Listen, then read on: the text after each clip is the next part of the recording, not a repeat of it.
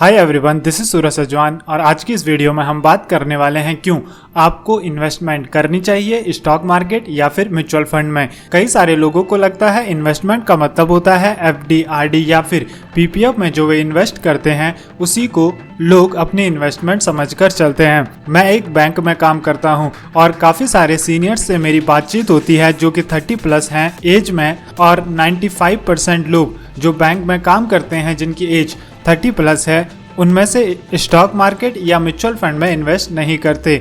अगर आप उनसे बात करोगे तो वे म्यूचुअल फंड या फिर अलग अलग स्टॉक टिप्स सेल तो करते हैं, लोगों को रिकमेंड करते हैं, लेकिन खुद कभी भी म्यूचुअल फंड या स्टॉक मार्केट में इन्वेस्ट नहीं करते।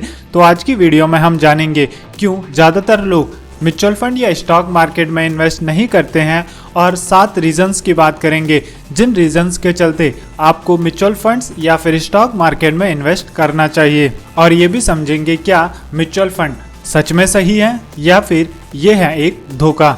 सबसे पहले रीजन की बात करते हैं क्यों आपको इन्वेस्टमेंट करनी चाहिए, तो वो है पैसिव सोर्स ऑफ इनकम।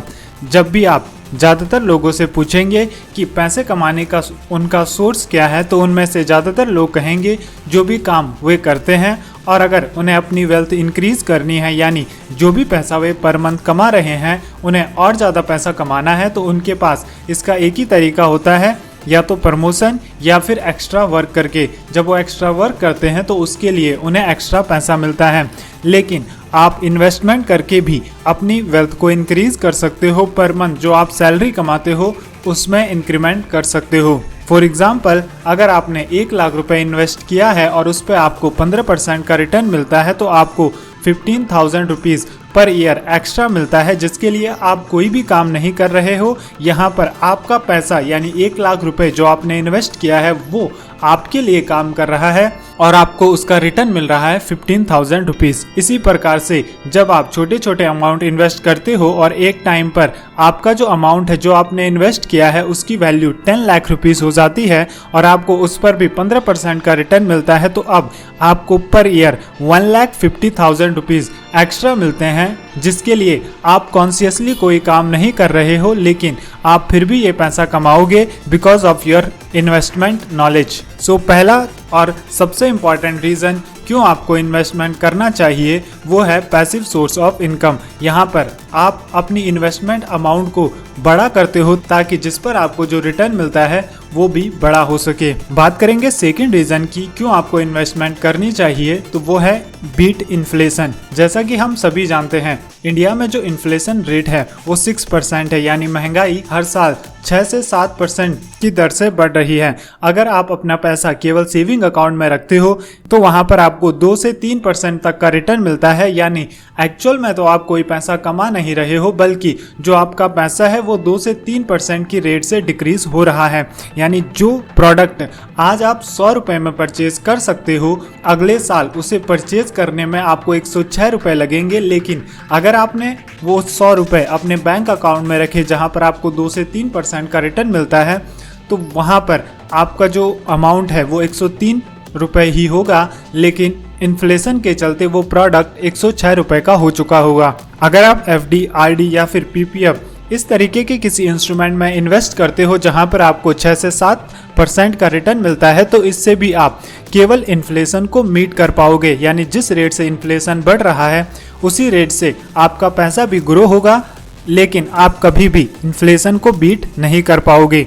इसीलिए आपको इन्वेस्टमेंट करनी चाहिए। अगर आप चाहते हो आपको 10%, 15% या फिर 20% तक का रिटर्न मिले, तो आपको स्टॉक मार्केट या फिर म्यूचुअल फंड में इन्वेस्ट करना होगा, ताकि जो भी आपको इन्फ्लेशन को हटाकर आपको रिटर्न मिले वो आपका एक्चुअल पैसा होगा, जिससे आप नियर फ्यूचर में और ज़्यादा ग्रो कर पाओगे। बात करते हैं तीसरे रीज़न की क्यों आपको इन्वेस्टमेंट करनी चाहिए, तो वो है जब भी आप इन्वेस्टमेंट करते हो तो आप फाइनेंसेस के बारे में सीखते हो, पैसा किस तरीके से काम करता है वो आपको पता लगता है। काफ़ी सारे लोगों को कन्फ्यूज़न होती है जब भी वे इन्वेस्टमेंट के बारे में सोचते हैं, तो उन्हें कन्फ्यूज़न होती है वो एफडी में इन्वेस्ट करें, आरडी में इन्वेस्ट करें, पीपीएफ में इन्वेस्ट करें, mutual fund, national pension scheme, stock market, bond, चाहे उसमें हम बात करें गोल्ड बॉन्ड की, कॉर्पोरेट बॉन्ड की।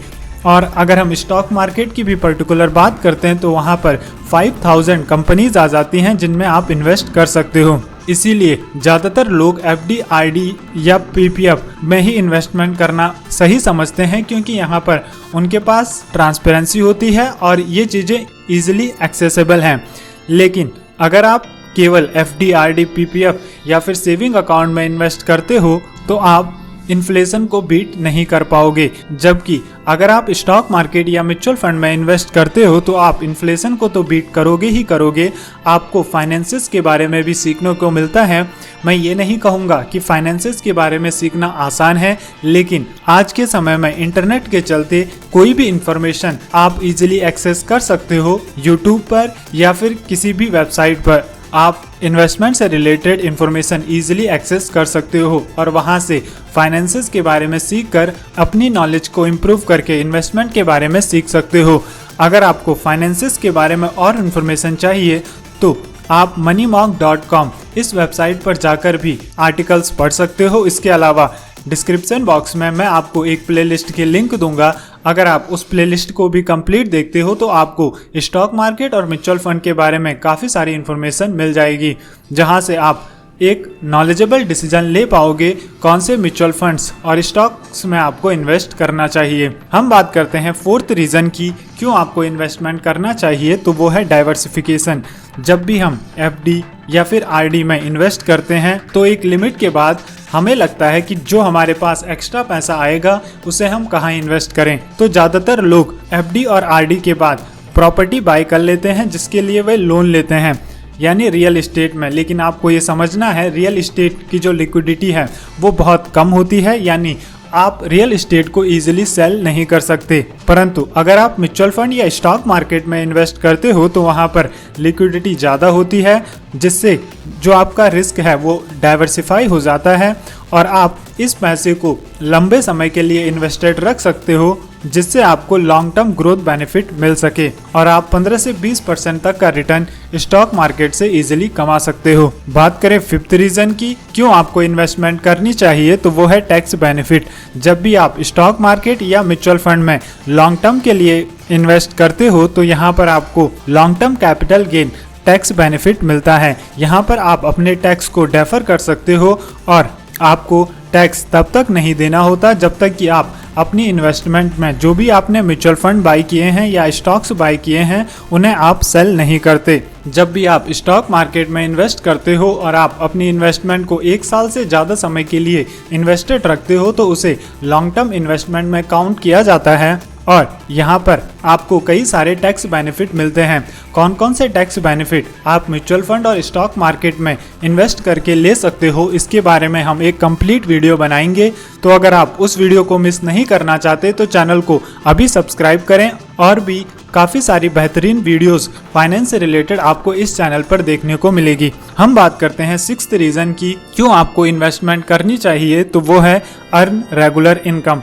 जब भी आप स्टॉक्स में इन्वेस्ट करते हो या फिर म्यूचुअल फंड में इन्वेस्ट करते हो तो आपको मार्केट में ऐसे म्यूचुअल फंड्स या फिर स्टॉक्स मिलते हैं जो आपको रेगुलर बेस पर डिविडेंड प्रोवाइड करते हैं, तो आप उनमें भी अपनी इन्वेस्टमेंट कर सकते हो। आप यहां से डिविडेंड इनकम भी प्राप्त कर सकते हो जब भी किसी कंपनी को प्रॉफिट होता है और वो कंपनी अपने शेयर होल्डर में उस प्रॉफिट को डिस्ट्रीब्यूट करती है, तो आपका जितना भी परसेंटेज उस स्टॉक में इन्वेस्टेड होता है उसके बेसिस पर आपको इनकम प्राप्त होती है। आप कई सारी कंपनीज में इन्वेस्टमेंट करके 10 से 12% तक का डिविडेंड पर ईयर कमा सकते हो। वे कौन कौन से स्टॉक्स हैं जिनमें आप इन्वेस्ट करके मैक्सिमम डिविडेंड इनकम प्राप्त कर सकते हो, इस पर हम पहले ही एक वीडियो बना चुके हैं। अगर आपको उस वीडियो को देखना है तो उस वीडियो की लिंक आपको डिस्क्रिप्शन बॉक्स में मिल जाएगी, आप वहां से उस वीडियो को देख सकते हो।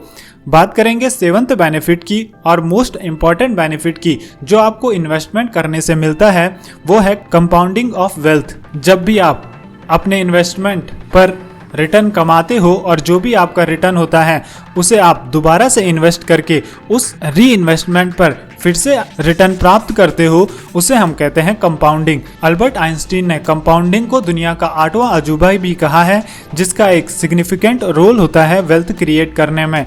फॉर एग्जाम्पल, आप 1 लाख रुपए पहले साल में इन्वेस्ट करते हो जिस पर आपको 20% का रिटर्न मिलता है, तो आपका जो टोटल वेल्थ क्रिएट होती है वो है 1,20,000।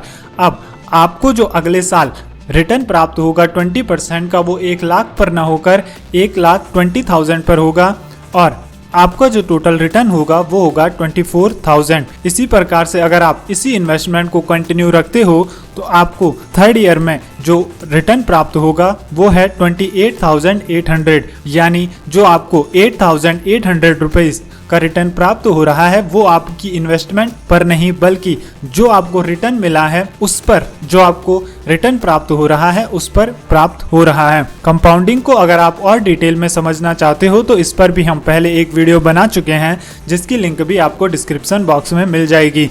तो वेल्थ क्रिएशन में कंपाउंडिंग का एक बहुत बड़ा रोल होता है। इन्वेस्ट, जहां पर आप जो भी अमाउंट आपने इन्वेस्ट किया है उस पर तो रिटर्न कमाते ही कमाते हो, बल्कि आपकी इन्वेस्टमेंट पर जो आपको रिटर्न मिलता है उसे आप दोबारा से इन्वेस्ट करके रिटर्न कमाते हो और इसी प्रकार से आपकी वेल्थ क्रिएट होती है। तो ये थे 7 रीजन जिनके चलते आपको स्टॉक मार्केट में इन्वेस्ट करना चाहिए। उम्मीद करता हूँ इस वीडियो से आपको काफ़ी कुछ सीखने को मिला होगा। अगर आपको वीडियो अच्छी लगी तो वीडियो को लाइक करें, चैनल को सब्सक्राइब करने के बाद उसके सामने वाला बेल आइकन जरूर से हिट करें। मैं मिलूंगा आपसे अगली वीडियो में, तब तक के लिए goodbye. Keep learning, keep growing.